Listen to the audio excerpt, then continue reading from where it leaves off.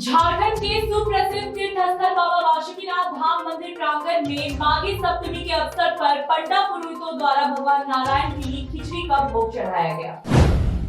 N K area के विभिन्न परियोजना में संयुक्त मोर्चा द्वारा एक दिवसीय देशव्यापी हड़ताल बेअसर रहा। संयुक्त मोर्चा के बैनर तले मजदूरों ने एनके एरिया के विभिन्न परियोजनाओं के समक्ष केंद्र की मोदी सरकार के खिलाफ जमकर नारेबाजी की। इको पार्क को लेकर स्थानीय लोगों में दो खेमा बढ़ चुका है। एक पक्ष इको पार्क बनने देने के पक्षधर में है, तो वहीं दूसरे पक्ष इको पार्क हवाई अड्डे पर न बनकर दूसरे स्थान पर बने, इस बात को लेकर डटे हुए हैं। Jharkhand state electric supply workers union के बैनर तले विद्युत विभाग कर्मचारियों ने राज्य भर में शुक्रवार को प्रदर्शन किया। इनके द्वारा अपने लंबित मार्गों को पूर्ण करने की मांग उठाई गई। जमशेदपुर खास महल में अनियंत्रित बोलेरो गाड़ी गोल पहाड़ी निवासी नवीन कुमार जैन की दुकान में घुसी। दुकान पुरानी गाड़ियों की खरीद बिक्री की दुकान थी, जिसमें 4 गाड़ियों का काफी नुकसान पहुंचा।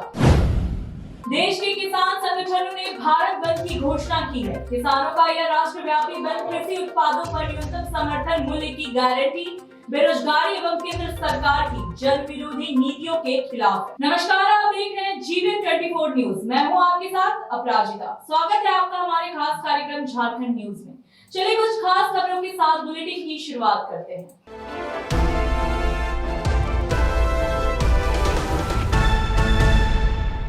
झारखंड के सुप्रसिद्ध तीर्थस्थल बाबा बासुकीनाथ धाम मंदिर प्रांगण में माघी सप्तमी के अवसर पर पंडा पुरोहितों द्वारा भगवान नारायण के लिए खिचड़ी का भोग चढ़ाया गया।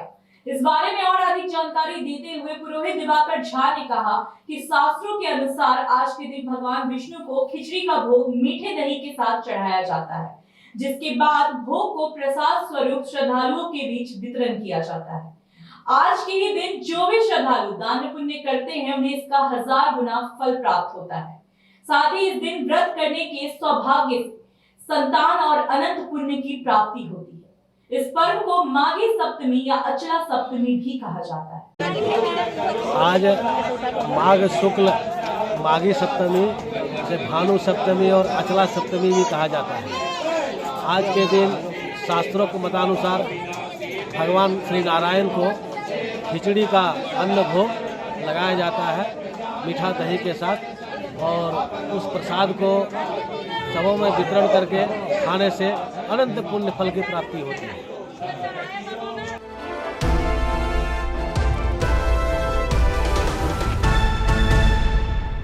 एनके एरिया के विभिन्न परियोजना में संयुक्त मोर्चा द्वारा एक दिवसीय देशव्यापी हड़ताल बेअसर रहा।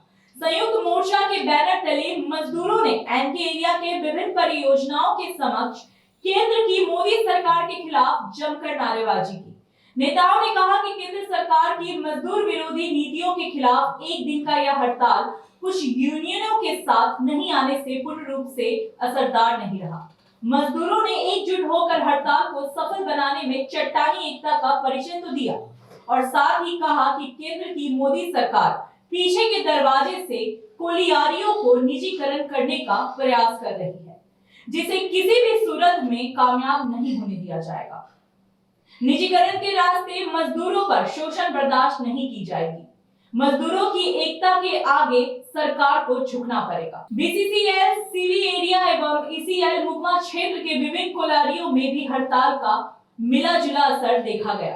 प्रथम पाली में सभी कोलारियों में 20% मजदूर हड़ताल पर रहे। ये देशव्यापी हड़ताल हमारे इनके क्षेत्र इधर कोयलांचल में प्रभावित रहा है, और हम लोग हर मजदूर से अपील भी किए हैं। अभी भी सब जगह जा रहे हैं, लोगों से कर रहे हैं। और ये सरकार के नीति के चलते जो है पूरा जनता त्रस्त है, हर किसान मजदूर हर लोग त्रस्त है। आज हमारा कोयला उद्योग को एमडीओ मोड में ला करके रेवेन्यू शेयरिंग के नाम पर ला करके बेचने की तैयारी चल रही है। सरकारी उद्योग में बहालियां बंद कर दी गई है। निजी क्षेत्र में ला करके उनको भी वेतन नहीं दिया जा रहा है। निजी क्षेत्र के मजदूरों को बहुत कम वेतन दिया जा रहा है। बेहताशा महंगाई बढ़ रही है। तो इस सरकार का ध्यान न मिडिल क्लास के ऊपर है न वर्किंग क्लास के ऊपर है। तो वर्किंग क्लास और मिडिल क्लास सारे लोग इस हड़ताल का समर्थन कर रहे हैं। हम लोग भी अपने CIT यूनियन की ओर से सबसे अपील किए हुए हैं। आज हम लोग जुलूस प्रदर्शन भी निकालेंगे, लोगों को बोलेंगे, हर जगह जा रहे हैं। अभी भी हम लोग निकले हुए हैं, अभी फील्ड में लोगों से अपील कर रहे हैं और हमारा समर्थन मिल रहा है। मजदूर हमें समर्थन कर रहे हैं। हम हड़ताल को सफल मानते हैं, हमारा हड़ताल सफल है। आज का जो बंदी है, हम लोग जो ऊपर का गाइडलाइन था उसके अनुसार हर जगह गेट मीटिंग किए, लेकिन जो उम्मीद हम लगाए थे उतनी % हड़ताल नहीं हुआ। यह हड़ताल जरूरी था क्योंकि केंद्र सरकार का जो अभी नीति है यह मजदूर विरोधी नीति है और इसका अगर विरोध नहीं होगा तो जो मंशा उसका है वह माने सफलता उसको मिल जाएगा और दमनकारी जो रवैया है वो मजदूर पर जो रखा है वो लागू कर देगा। इसलिए हम चाहते थे कि हड़ताल पुरजोर हो, दमदार हो, लेकिन उम्मीद के अनुसार हड़ताल नहीं हो सका। क्या वजह रहा? सभी संगठन एकजुटता के साथ नहीं आए। एक तो सरकारी पार्टी हो गया BMS, वो सरकार के साथ चले गए, वो तो उनका कहना कुछ और है, और जो अन्य संगठन था वह भी जो हम देख रहे हैं जो तत्परता के साथ होना चाहिए था वह नहीं रहे। यही कारण है।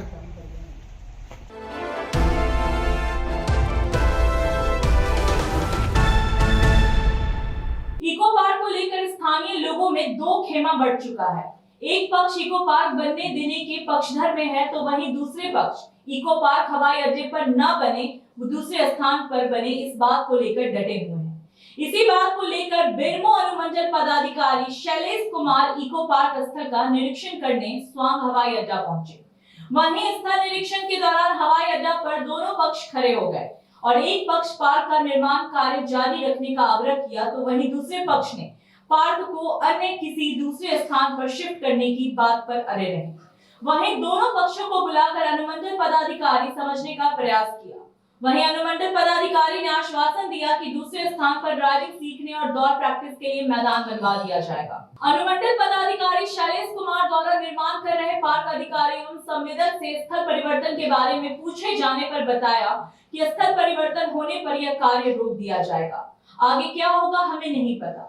जबकि प्रशासन के द्वारा किसी अन्य जगह पर लगभग 5 एकड़ में समतलीकरण कर मैदान बनाने का भी आश्वासन दिया जा चुका है। जबकि जुलाई 2020 में ऑनलाइन माननीय गृह मंत्री अमित शाह एवं कोयला मंत्री प्रहलाद जोशी के द्वारा शिलान्यास किया गया था, जिसके कारण स्थल परिवर्तन नहीं किया जा सकता है। वहीं इको पार्क में बना रहे नक्शा के अनुसार बीच रनवे में युवकों को दौड़ने के लिए खाली रखा गया तथा दोनों ओर मॉर्निंग वॉक में टहलने के लिए लोगों का अलग से जगह बनाया गया है। ओपन पार्क तथा फिटनेस के लिए ओपन जिम की भी व्यवस्था की गई है। इसके अलावा फूल पौधे के लिए नर्सरी एवं लाइटिंग हाउस का भी व्यवस्था किया गया है। इको पार्क अपने आप में एक अद्भुत पार्क बनने वाला है, जो यहाँ का खूबसूरती पर 4 चांद लगा सकती है। हवाई अड्डा पर बन रहे इको पार्क का विरोध के मुख्य 3 कारण बताए गए हैं, जो ग्रामीणों ने बताए हैं। ग्रामीणों का कहना है कि हवाई अड्डा एक धरोहर के रूप में माना जा रहा है।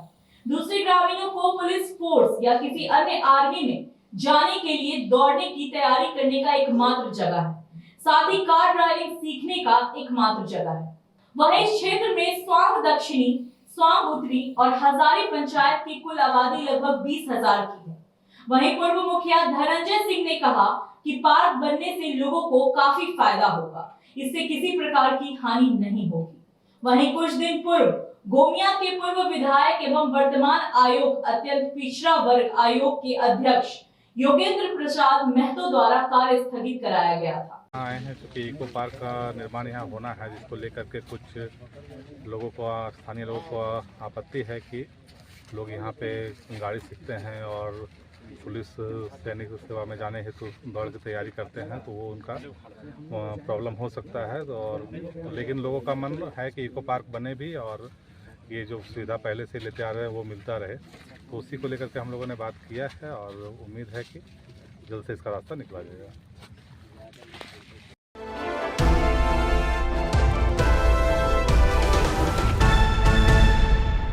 Jharkhand state electric supply workers union के बैनर तले विद्युत विभाग कर्मचारियों ने राज्य भर में शुक्रवार को प्रदर्शन किया।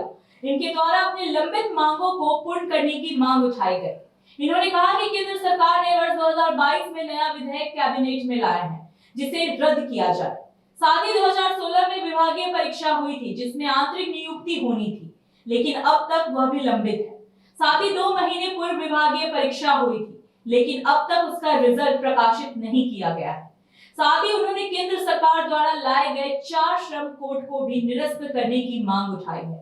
इन्होंने कहा कि अगर अविलंब इनकी मांगे नहीं मानी गई तो पूरे राज्य भर में ब्लैकआउट कर देंगे। स्पष्ट और सीधा मांग ये है कि जो केंद्र सरकार ने विद्युत विधेयक 2022 का जो एक नया प्रस्ताव कैबिनेट में लाया है, हमारी ये मांगे हैं कि उसे केंद्र सरकार अविलंब रद्द करे और केंद्र सरकार का जो मजदूर विरोधी 4 लेबर कोड में जो संशोधन करना चाह रही है, हम लोगों की ये डिमांड है कि वो लेबर कोड को भी अविलंब निरस्त कर दे। इसके अलावा जो है 5/2016 के अंतर्गत विभागीय एग्ज़ाम हुआ था, जो पिछला हम लोगों ने कई बार इसके लिए संघर्ष किया, लेकिन बड़ा ही ये दुखद बात है कि आज लगभग 8 वर्ष पूर्व हो जाने के बाद भी ये आंतरिक नियुक्ति लंबित है। आज तक इसका निष्पादन नहीं हो पाया। अभी 2 महीने पहले जो अभ्यर्थी इसमें जो भी कैंडिडेट इसमें क्वालिफाइड किए थे, उन लोगों का कंप्यूटर लिटरेसी टेस्ट लिया गया था।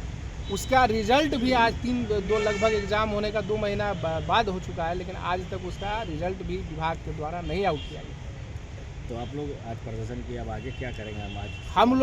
हम लोगों का ये एक आज शुरुआत है। हम लोग आज चूँकि अब ये अपने विभाग को, अपने डिपार्टमेंट को, प्रबंधक को ये बताना चाहते हैं कि जो जिस तरह से कर्मचारियों का शोषण लगातार किया जा रहा है, हमारी मांगों को दबाया जा रहा है, अगर अब भी हमारे मांगों के ऊपर या हमारी जो जायज़ डिमांड है उनको अगर नहीं पूरा किया जाता है तो अब हम जितने भी पूरे आज का ये जो कार्यक्रम है, ये पूरे झारखंड के अंदर सभी एरिया बोर्ड के अंदर में ये आज पर धरना और प्रदर्शन हम लोग एक सांकेतिक कर रहे हैं कि इससे भी अगर प्रबंधन नहीं चलता है तो हम लोग अब मतलब एकदम विवश होकर के अब ब्लैक आउट करने के लिए विवश हो जाए।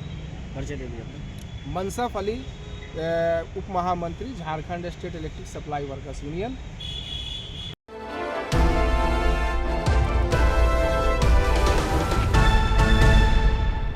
जमशेदपुर खास महल में अनियंत्रित बोलेरो गाड़ी गोल पहाड़ी निवासी नवीन कुमार जैन की दुकान में घुसी। दुकान पुरानी गाड़ियों की खरीद बिक्री की दुकान थी, जिसमें 4 गाड़ियों का काफी नुकसान पहुंचा है।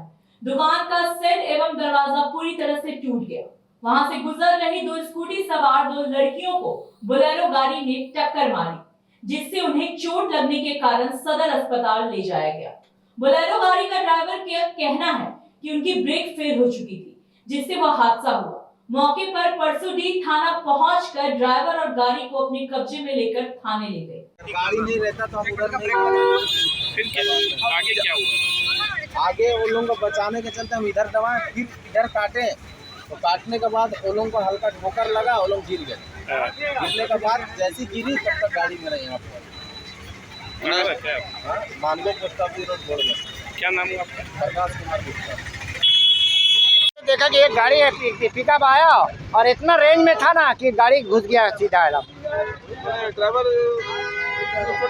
ड्राइवर को चोट नहीं लगा, 2 बच्चे चोट लग गया यहाँ पर। लड़की था 2, उसका पैर में नहीं, गाड़ी में नहीं था, वो स्कूटी में था। मैंने ही देखा। हाँ, बच्चा लोग को सदर हॉस्पिटल में ले गया। तो पैर में चढ़ गया। नहीं, ड्राइवर लग रहा कि नशे में था। ड्राइवर भी सदर हॉस्पिटल ले गया। मेरा नाम राजेश्वर शर्मा। ये कि गाड़ी एक बोलेरो मेरा दुकान के सामने आकर के जोर से धक्का मार दिया, गाड़ी को बहुत सारा नुकसान हुआ है। और अभी उससे बातचीत में जैसा पता चल रहा है कि उसका ब्रेक नहीं लगाया, जो भी है अभी मामला तो अभी गाड़ी देखने के बाद ही पता चलेगा, क्योंकि बहुत कुछ नुकसान हुआ है। और कम से कम हमको लगता है कि 4-5 गाड़ी डैमेज हुआ है और पूरा दुकान टूट गया है। दुकान का अभी बहुत नुकसान हुआ है। तो देखते हैं इसको अभी क्या करना है। कोई इंजर्ड भी हुआ है? इंजर्ड तो 2 बच्चे लोग हुई थी उन लोगों को सदर उधर में इलाज करा के फिर अभी एग्जाम थोड़ा लोग का देने गई है, तो वो लोग को थोड़ा बहुत चोट लगा, ज़्यादा चोट तो नहीं लगा, थोड़ा बहुत लगा। ड्राइवर क्या कह रहा है? ड्राइवर का कहना है कि हमसे ब्रेक नहीं लगा था, ब्रेक मारे तो ब्रेक पंप अंदर घुस गया था। अब वो एग्जैक्ट तो वही बता पाएगा कि क्या हुआ। लगभग कितने का आपका नुकसान हुआ? मेरा तो नहीं, हमको लग रहा है कि 7 लाख के आसपास का नुकसान है। क्या नाम है सर? नवीन कुमार जैन, अरियन ऑटो बाजार के नाम से। उस समय कोई स्टाफ नहीं थे क्या दुकान के? नहीं था, कोई नहीं था। बच गए।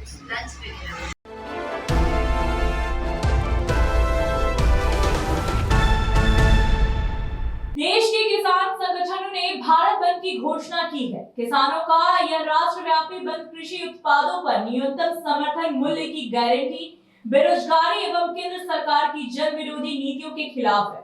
भारतीय कम्युनिस्ट पार्टी पेटरवार अंचल ने देश के अन्नदाताओं द्वारा भारत बंद के आह्वान को समर्थन किया तथा देश भर में आजीविका से जुड़े मुख्य मुद्दों के प्रति जागरूकता लाने हेतु एकजुटता प्रदर्शित किया।